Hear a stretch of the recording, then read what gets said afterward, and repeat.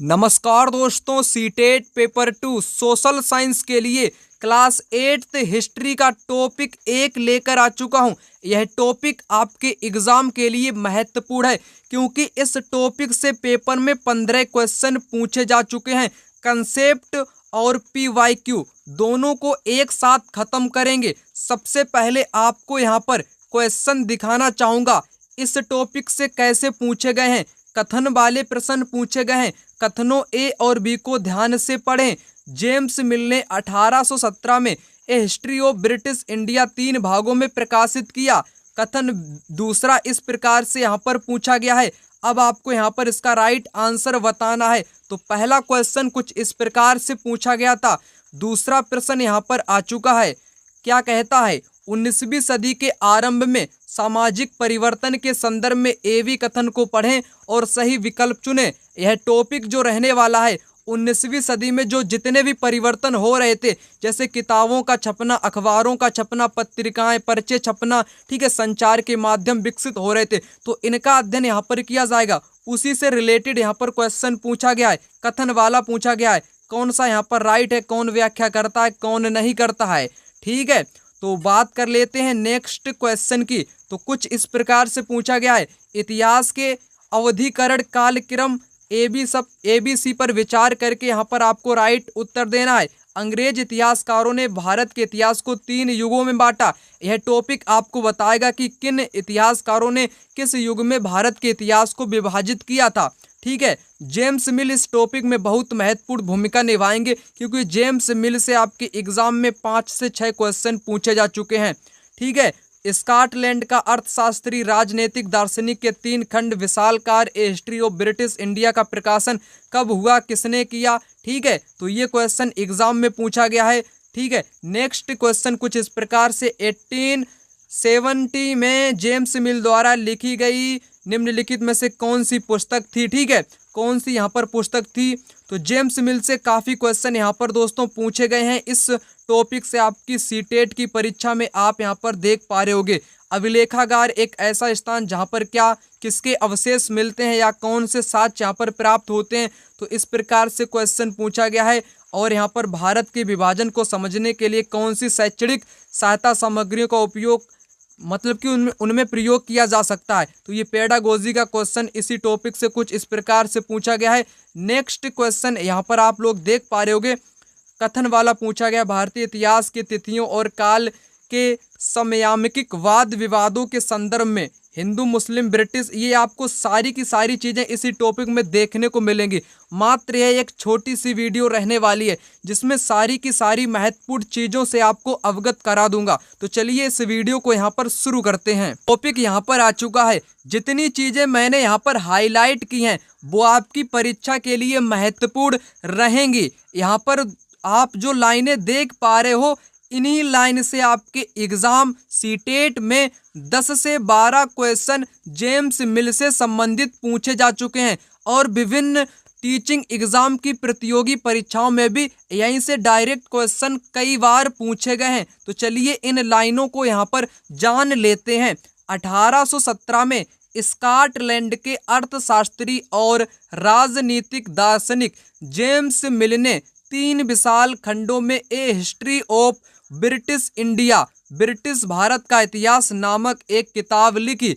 इस किताब में उन्होंने भारत के इतिहास को हिंदू, मुस्लिम और ब्रिटिश इन 3 काल खंडों में बांटा था, ठीक है। तो यहाँ पर इतनी जानकारी आपको क्लियर हो चुकी होगी। इसी से कई क्वेश्चन पूछे गए हैं। तो सबसे पहले आप लोगों ने क्या जाना, एक कौन है, उस व्यक्ति का नाम क्या है, जेम्स मिल उस व्यक्ति का नाम है जो कि स्कॉटलैंड का अर्थशास्त्री भी है, स्कॉटलैंड का निवासी भी है, राजनीतिक दार्शनिक भी है, इतिहासकार भी है। उसने एक पुस्तक लिखी, उस पुस्तक का नाम है ए हिस्ट्री ऑफ ब्रिटिश इंडिया। इस पुस्तक को उसने 3 भागों में बांट दिया। पहला दोस्तों भाग क्या है, पहला भाग है हिंदू भारत, दूसरा क्या है, दूसरा भाग है ब्रिटिश भारत और तीसरा क्या है, मुस्लिम भारत। यानी कि हिंदू, मुस्लिम और ब्रिटिश 3 काल खंडों में इस पुस्तक को उसने डिवाइड कर दिया। हिंदू भारत में, ब्रिटिश भारत में, मुस्लिम भारत में। आपने इतनी जानकारी यहाँ तक कवर कर ली होगी। आगे कालखंडों के इस निर्धारण को ज़्यादातर लोगों ने मान भी लिया। ठीक है, जो जेम्स मिल ने निर्धारण किया था, मुस्लिम भारत होगा, ब्रिटिश भारत होगा, हिंदू भारत होगा, अपनी पुस्तक में उसने 3 भागों में डिवाइड कर दिया। कई लोगों ने इसको मान लिया था। ठीक है, आगे यहाँ पर महत्वपूर्ण जानकारी और बताई गई है। मिल को लगता था, यानी कि जेम्स मिल को लगता था कि सारे एशियाई समाज सभ्यता के मामले में यूरोप से पीछे हैं। जेम्स मिल कितना गंदा आदमी था दोस्तों। यहाँ पर उसने क्या भारत के बारे में कह दिया कि जो यूरोप है, यूरोप के लोग सभ्य हैं जबकि भारत के लोग असभ्य हैं। ठीक है, तो यहाँ पर उसने क्या कहा, जेम्स मिल को लगता था कि सारे एशियाई समाज सभ्यता के मामले में, एशियाई समाज जिसमें अपना भारत भी आता है, एशियाई समाज में यूरोप की तुलना में कैसा है, पीछे है। यानी कि भारत सभ्यता के मामले में पीछा है। कहना किसका है, जेम्स मिल का कहना है। ठीक है, आगे वो कहता है इतिहास की उनकी समझदारी ये थी कि भारत में अंग्रेजों के आने से पहले यहाँ हिंदू और मुसलमान तानाशाहों का ही राज चलता था।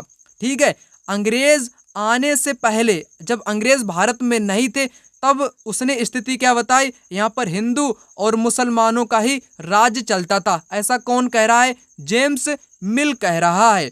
आगे यहाँ चारों ओर केवल धार्मिक वैर, जातिगत वंदनों और अंधविश्वासों का ही बोलबाला था। ये किसके स्टेटमेंट है, ये जेम्स मिल के स्टेटमेंट हैं। कोई परीक्षा में पूछा जा सकता है कि ये स्टेटमेंट किसने दिया कि जो अपना भारत है या एशियाई समाज है सभ्यता के मामले में यूरोप से भी पीछे है, पहला स्टेटमेंट। दूसरा, भारत में अंग्रेजों के आने से पहले यहाँ हिंदू और मुसलमान तानाशाहों का ही राज चलता था। यहाँ चारों ओर केवल धार्मिक बैर, जातिगत बंधनों और अंधविश्वासों का ही बोलबाला था। ये जेम्स मिल के क्या है, कथन है, जो कि आपकी परीक्षा के लिए महत्वपूर्ण है। जेम्स मिल बताता है कि मिल की राय में ब्रिटिश शासन भारत को सभ्यता की राह पर ले जा सकता था। इस काम के लिए जरूरी था कि भारत में यूरोपीय शिष्टाचार, कला, संस्थानों और कानूनों को लागू किया जाए। मिल जो चाहता था वो कहना चाहता था कि भारत भी सभ्य हो सकता है। कैसे सभ्य होगा, जब भारत में यूरोपीय शिष्टाचार अपनाया जाए, कला अपनाई जाए, संस्थानों को भी अपनाया जाए और यूरोप के जो कानून कायदे हैं उनको भारत के लोग अपना लें, तो भारत के लोग कैसे हो जाएंगे, सभ्य हो जाएंगे। ये किसकी राय है, ये जेम्स मिल की राय है। मिल ने यहाँ तक यह सुझाव दिया था कि अंग्रेजों को भारत के सारे भूभाग पर कब्जा कर लेना चाहिए ताकि भारतीय जनता को ज्ञान और सुखी जीवन प्रदान किया जा सके। तो उसने यहाँ तक कि कितनी बड़ी बात कह दी भारत के लोगों के लिए। क्या कह दिया कि भारत है, पूरे भारत पर क्या कर लो, पूरे भारत के भूभाग पर कब्जा कर लो ताकि भारत के लोगों को ज्ञान प्राप्त हो जाए और वो सुखी जीवन जी सकें। ऐसी किसकी राय थी, जेम्स मिल की राय थी। उनका मानना था कि अंग्रेजों की मदद के बिना हिंदुस्तान प्रगति नहीं कर सकता है। Very very important statement. इस स्टेटमेंट से अन्य परीक्षाओं में क्वेश्चन पूछे जा चुके हैं। जेम्स मिल का क्या मानना था, अंग्रेजों की बिना मदद के हिंदुस्तान आगे नहीं बढ़ सकता है, विकास नहीं कर सकता है, प्रगति नहीं कर सकता है। तो जेम्स मिल के बारे में इतना ही यहाँ पर महत्वपूर्ण था। अब मैं आपको जेम्स मिल से संबंधित सभी प्रश्न करा देता हूँ। जेम्स मिल से संबंधित क्वेश्चन पहला यहाँ पर आ चुका है, जो कि कथन वाला यहाँ पर दिया गया है। जेम्स मिल ने 1817 में a history of British India 3 भागों में प्रकाशित की थी। बिल्कुल राइट कथन दिया गया है, मैंने आपको बता भी दिया है।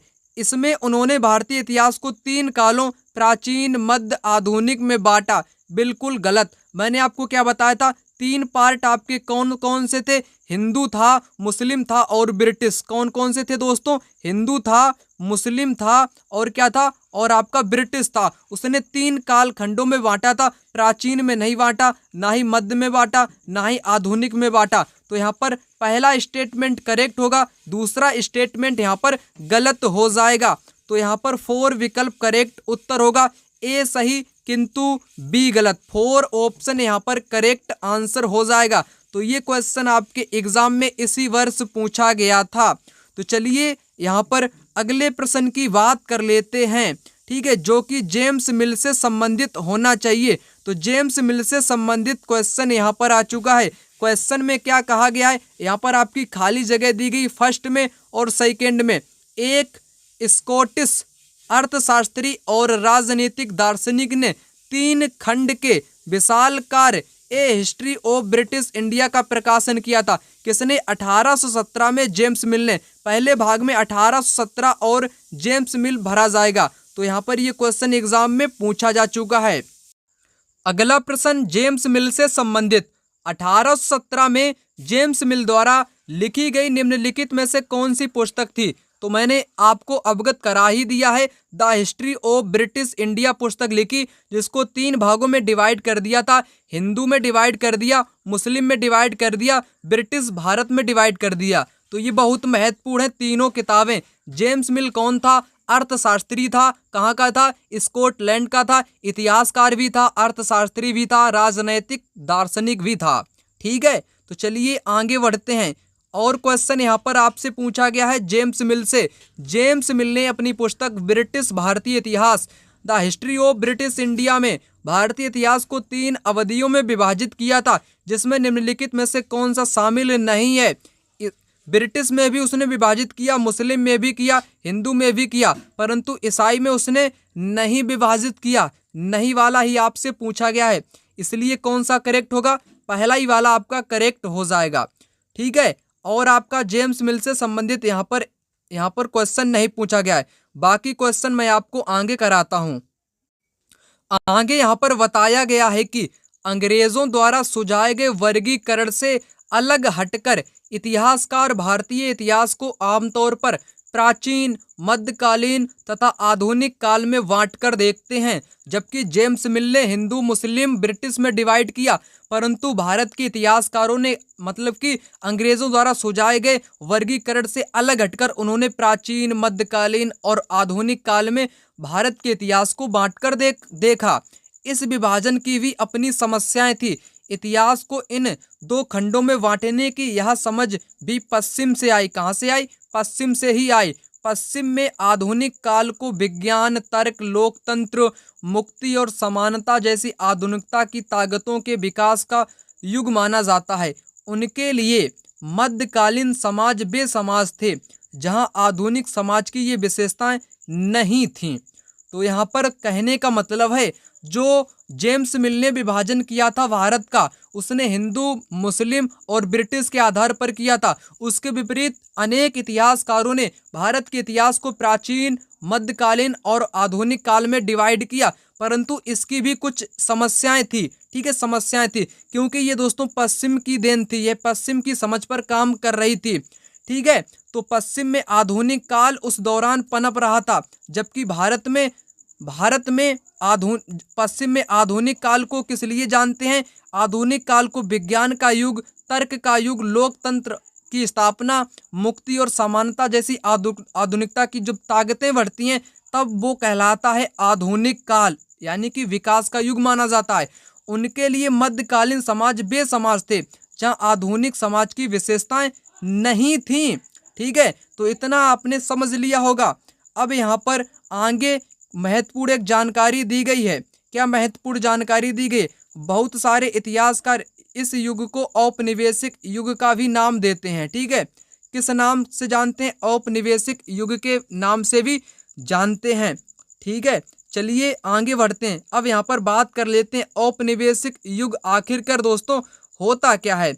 औपनिवेशिक युग क्या होता है? जब एक देश दूसरे देश के दबदबे से इस तरह के राजनीतिक, आर्थिक और सामाजिक सांस्कृतिक बदलाव आते हैं, तो इस प्रक्रिया को औपनिवेशीकरण कहा जाता है। जैसे भारत भी अपना औपनिवेशिक भारत कहलाता था, क्योंकि भारत को ब्रिटिश लोगों ने गुलाम बना दिया। ब्रिटिश के नियम, कायदे, कानून, राजनीतिक दबाव, आर्थिक दबाव, सामाजिक, सांस्कृतिक, ये सारे के सारे दबाव के कारण भारत में बदलाव आने शुरू हो गए। आर्थिक बदलाव भी हुए, राजनीतिक बदलाव भी हुए, सामाजिक भी हुए, सांस्कृतिक भी हुए। कहने का मतलब है, एक देश कोई, जैसे चाइना मान लो और अपना इंडिया मान लो, चाइना के जितने भी राजनीतिक, आर्थिक, सामाजिक जो वहाँ की विशेषताएं, वो भारत पे अगर असर करने लगे उनकी विशेषताएं, तब ये क्या कहलाएगा? औपनिवेशीकरण कहलाएगा। ठीक है, तो यही यहाँ पर आपको समझाने का प्रयास किया गया है। जब एक देश पर दूसरे देश के दबदबे से इस तरह के राजनीतिक आर्थिक बदलाव आते हैं तो इसको औपनिवेशीकरण कहा जाता है। क्वेश्चन आपसे इसी स्टेटमेंट से यहाँ पर पूछा गया है, तो उस क्वेश्चन को सबसे पहले यहाँ पर कर लेते हैं। क्वेश्चन कुछ इस प्रकार से एग्जाम में पूछा गया है। इतिहास के अवधिकरण यानी कि कालक्रम पर कथन यहाँ पर 3 दिए गए हैं, उनको पढ़कर आपको उत्तर बताना है। अंग्रेज इतिहासकारों ने भारत के इतिहास को 3 युगों में बांटा था, हिंदू, मुस्लिम और ब्रिटिश में बांटा था। पहला स्टेटमेंट करेक्ट। विभाजन धर्म के विचार पर आधारित था। बिल्कुल दोस्तों, किस पर आधारित था? धर्म के आधार पर विभाजित था। हिंदू धर्म वाले लोग हिंदू भारत में बांट दिया गया था, मुसलमान यानी कि मुस्लिम धर्म को मानने वाले को मुस्लिम भारत में डिवाइड कर दिया गया था, और जिन क्षेत्रों पर ब्रिटिश ने कब्जा करके रखा था उसको ब्रिटिश भारत घोषित कर दिया गया था 3 युग में। तो ये आपके धर्म पर आधारित विभाजन था। विभाजन में उपमहाद्वीप की अपार विविधता की उपेक्षा की गई, यानी कि भारत एक विविधताओं से भरा देश है। लोगों के धर्म, भाषाएं, ठीक है, ये सब कुछ अलग अलग है, इसलिए इसका इस आधार पर भी विभाजन किया गया था। तीनों ही कथन आपके राइट हैं, तो ए, बी और सी सभी सही। इस क्वेश्चन का राइट आंसर पहला विकल्प होगा। आगे यहाँ पर कुछ महत्वपूर्ण जानकारी बताई गई है। प्रशासन अभिलेख कैसे तैयार करता था? अंग्रेजों की दोस्तों मान्यता थी कि उनके लिए निर्देश हो, चाहे योजना हो या किसी भी प्रकार के कुछ भी फैसले हो, उनको क्या करना चाहिए? लिखना चाहिए। किसी भी निर्देश को, योजना को, जांच को उनको क्या करना चाहिए? लिखना चाहिए। ये थी अंग्रेजों की राय, ठीक है। तो अंग्रेजों को क्या लगता था? अंग्रेजों को लगता था कि अहम दस्तावेजों और पत्रों को संभाल कर रखना क्या है? जरूरी है, और उन्होंने इसके लिए तहसील के दफ्तर, कलेक्ट्रेट, कमिश्नर के दफ्तर, प्रांतीय सचिवालय, कचहरी, सबके अपने रिकॉर्ड रूम, इन सभी का उन्होंने क्या किया? निर्माण किया। अभिलेखागार भी बनवाए, संग्रहालय जैसे संस्थान भी उन्होंने ही बनवाए थे। तो दोस्तों अभिलेखागार से यहाँ पर क्वेश्चन डायरेक्ट पूछा गया है। महत्वपूर्ण दस्तावेजों को बचाकर रखने के लिए अभिलेखागार और संग्रहालय बनवाए गए थे। अभिलेखागार में क्या रखा जाता है? महत्वपूर्ण डॉक्यूमेंट यानी कि दस्तावेजों को संभाल कर रखा जाता है। यहीं से क्वेश्चन एग्जाम में पूछा गया है, तो चलिए उस क्वेश्चन को भी आपको यहाँ पर करा दूंगा। उससे पहले एक महत्वपूर्ण चीज को यहाँ पर दोस्तों जान लेते हैं, ठीक है, मैं करा दूंगा। 19वीं सदी की शुरुआत में दोस्तों शाखा से दूसरी शाखा पास भेजे गए पत्रों और ज्ञापनों को आज भी अभिलेखागारों में देख सकते हैं, ठीक है, किस प्रकार से भेजे जा सकते थे। 19वीं सदी में एक भारतीय राष्ट्रीय अभिलेखागार 1920 के दशक में बनाया गया था। भारतीय राष्ट्रीय अभिलेखागार कहाँ पर इसका निर्माण हुआ था? इसका निर्माण नई दिल्ली में कराया गया था, ठीक है ना। और आगे एक बहुत महत्वपूर्ण जानकारी यहाँ पर दोस्तों जुटाकर आपको बताना चाहूँगा। वो जानकारी यहाँ पर महत्वपूर्ण है, ठीक है। वो जानकारी यहाँ पर ये दी गई है। 19वीं सदी की यहाँ पर बात की जा रही है। जैसे जैसे छपाई की तकनीकी फैली, अखबार छपने लगे और विभिन्न मुद्दों पर जनता में बहस भी होने लगी, नेताओं और सुधारकों ने अपने विचारों को फैलाने के लिए लिखा। कवियों और उपन्यासकारों ने अपनी भावनाओं को व्यक्त करने के लिए लिखा, ठीक है। क्या क्या उन्होंने क्या किया? उन्होंने जैसे जैसे तकनीक बढ़ती गई, अखबार छपते गए, पत्रिकाएं छपती गई, तो उसके साथ उन्होंने विभिन्न मुद्दों को भी जनता के सामने क्या कर दिए? प्रकट कर दिए। बहस करने के लिए उन्होंने अपने मुद्दों को भी जारी कर दिए, ठीक है। तो ये बहुत महत्वपूर्ण लाइन है, यहाँ से भी एग्जाम में क्वेश्चन पूछा जा चुका है, ठीक है। तो इतना ही इम्पोर्टेंट है। अब मैं आपको बाकी बचे सभी क्वेश्चन यहाँ पर करा देता हूँ। यहाँ पर अभिलेखागार मैंने अभी आपको बताया था। अभिलेखागार में क्या रखा जाता है? दस्तावेजों को रखा जाता है, ठीक है। पुरातत्वविदों को मिले पत्थर और ईंटों से बनी, ये तो आपके पत्थर ईंटें थोड़ी ना रखी जाती हैं अभिलेखागार में। खुदाई में मिली मूर्तियां भी नहीं रखी जाती हैं। ऐतिहासिक पांडुलिपियां और दस्तावेजों को रखा जाता है, अभी मैंने आपको बताया ही था।